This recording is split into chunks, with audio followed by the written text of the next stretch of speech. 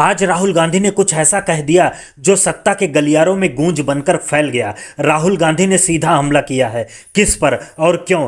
क्या सच में भाजपा ने आदिवासियों के अधिकारों को रौंदने का खेल खेला है? क्या हसदेव अरण्य में हुई इस हिंसा के पीछे कोई बड़ा षड्यंत्र छिपा है? क्या आदिवासियों के जल, जमीन, जंगल को सिर्फ कागजों पर लूटा गया है? हसदेव के जंगलों की चीखें अब पूरे देश में सुनाई दे रही हैं और राहुल गांधी ने इसी मुद्दे पर सत्ता से सवाल पूछे हैं। उन्होंने कहा है आदिवासियों के मौलिक अधिकारों का हनन हुआ है। जल, जंगल और जमीन की लड़ाई है, ये खामोश नहीं रहेगी। इनसे खेलने वालों की सत्ता अब ज्यादा दिन नहीं चलेगी। हर साख पर उगते हैं सवालों के कांटे।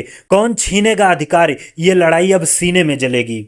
राहुल गांधी ने कहा हसदेव अरण्य में पुलिस बल के हिंसक प्रयोग से आदिवासियों के जंगल और जमीन के जबरन गबन का प्रयास आदिवासियों के मौलिक अधिकार का हनन है। छत्तीसगढ़ में कांग्रेस की सरकार के दौरान विधानसभा में सर्वसम्मत से हसदेव के जंगल को न काटने का प्रस्ताव पारित हुआ था। सर्वसम्मत मतलब विपक्ष यानी तत्कालीन भाजपा की भी सम्मिलित सहमति। मगर सरकार में आते ही न तो उन्हें यह प्रस्ताव याद रहा और न हसदेव के इन मूल निवासियों की पीड़ा और अधिकार। बहुजन विरोधी भाजपा अपने और अपने मित्रों के स्वार्थ की खातिर आम नागरिकों और पर्यावरण को भयावह हानि पहुंचाने को तैयार है। आज देश भर के भाजपा शासित राज्यों में ऐसे ही हथकंडों और षड्यंत्रों से आदिवासी अधिकारों पर लगातार आक्रमण किए जा रहे हैं। आदिवासी भाइयों और बहनों के जल, जंगल, जमीन की रक्षा कांग्रेस हर कीमत पर करेगी।